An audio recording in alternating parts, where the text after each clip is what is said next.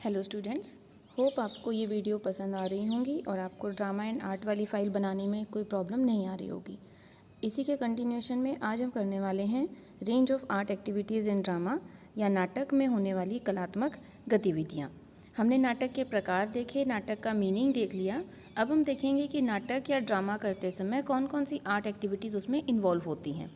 सबसे पहली है नाटक की कहानी लिखना या नाटक लिखना, जिसमें हम ये बताते हैं कि नाटक का बैकग्राउंड क्या है, नाटक किस तरीके से आगे चलेगा। तो ये पहला और फॉरमोस्ट काम है कि नाटक लिखा जाता है। दूसरा काम होता है अभिनय करना। अभिनय करना में है कि नाटक के पात्रों को आपने चयन किया है और वो नाटक के हिसाब से अपना अभिनय करेंगे।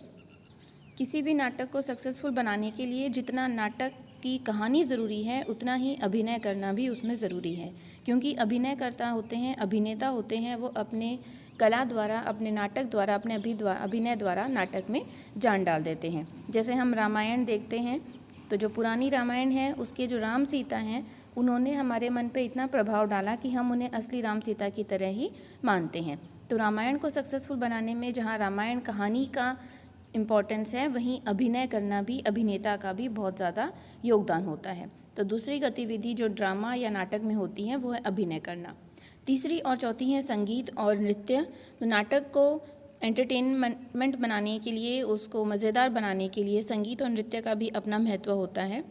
तो बच्चे या जो पार्टिसिपेंट्स होते हैं या नाटक में जो शामिल लोग होते हैं वो इसके लिए संगीत और नृत्य तैयार करते हैं ताकि नाटक में बोरियत ना आए। अगला है नाटक के पात्रों का चयन। तो नाटक के अभिनय करने के लिए हम पात्रों का चयन करते हैं। पात्र ऐसे होने चाहिए जो उस नाटक के किरदार में अपनी जान डाल दें और जो दर्शकगण हैं उन्हें यकीन दिला सकें कि वो वास्तव में वही रोल प्ले कर रहे हैं। तो जैसे हम रामायण का ही उदाहरण लें तो रामायण के पात्र वास्तविक दिखें, इसके लिए उन्हें जब तक शूटिंग चली थी उन्हें कुछ भी मांसाहार से दूर रखा गया था, सदाचारी भोजन दिया गया था और शाकाहारी भोजन दिया था और सदाचार से रहने के लिए मोटिवेट किया गया था। तो ये सब इसलिए किया जाता है ताकि जो नाटक के पात्र हैं वो कहानी में अपने आप को समावेश कर सकें और कहानी के साथ, अपने अभिनय के साथ दर्शकों पर अपना प्रभाव डाल सकें। तो नाटक के पात्रों का चयन करना भी बहुत इम्पॉर्टेंट काम होता है। आपको ऐसे पात्र चयन करने होते हैं जो उस रोल में फिट बैठे। अगला है वास्तविक जीवन से संबंध स्थापित करना। तो जब आप नाटक लिखते हैं, कहानी लिखते हैं नाटक की या ड्रामा करते हैं तो उस समय ऐसे कॉन्सेप्ट होने चाहिए जो मनुष्य अपने आप से रिलेट कर सके। जिस चीज़ को हम वास्तविक मान सकें वही ड्रामा सक्सेसफुल होते हैं। अगली गतिविधि होती है वेशभूषा का निर्माण करना।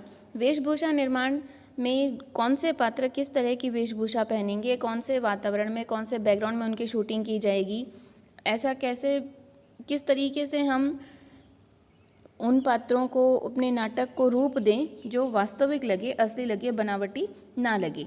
तो ये 7वां काम है वेशभूषा निर्माण, जिसमें हम पात्रों को सजाते हैं, उनका मेकअप करते हैं। तो इसके लिए एक पर्टिकुलर डिपार्टमेंट होता है जो ड्रेस डिज़ाइनिंग का और मेकअप का संपालन करता है। अगला है संचालन और प्रबंधन।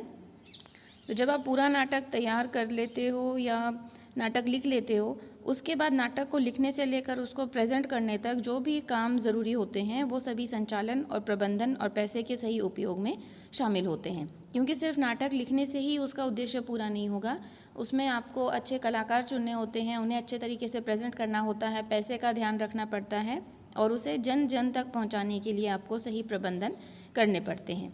तो ये सभी आर्ट एक्टिविटीज़ हैं जो ड्रामा के इम्प्लीमेंटेशन में ज़रूरी होती हैं। इसको याद करने के लिए आप किसी फिल्म निर्माण के बारे में जान सकते हो। जैसे फिल्म बनाने के लिए पहले स्टोरी लिखनी होती है, उसके बाद नाटक का चयन, उनके पात्रों का चयन, हीरो हीरोइन को सिलेक्ट किया जाता है, उनमें डांस म्यूज़िक ऐड किया जाता है, उसको एडवर्टाइजमेंट किया जाता है कि लोगों तक पहुंच सके। सक्सेसफुल बनाने के लिए उसमें किरदारों को ट्रेनिंग दी जाती है, वो उस माहौल में रहते हैं और उस माहौल के हिसाब से खुद को ढालते हैं। तो जैसे फिल्म निर्माण में जो जो स्टेप्स लगते हैं, अगर आप उनको ध्यान देंगे तो ड्रामा में होने वाली आर्ट एक्टिविटीज़ को भी आप समझ सकते हैं।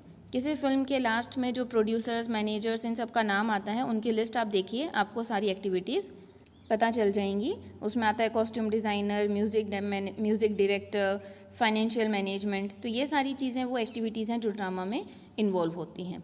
तो ड्रामा के प्रकार हम पढ़ चुके हैं और इसमें हमने range of art activities in drama देखी हैं। तो किसी भी कलात्मक अंग संचालन द्वारा भावों की अभिव्यक्ति अभिनय कला है और इसको सक्सेसफुल बनाने के लिए एक्टिविटीज़ ज़रूरी हैं।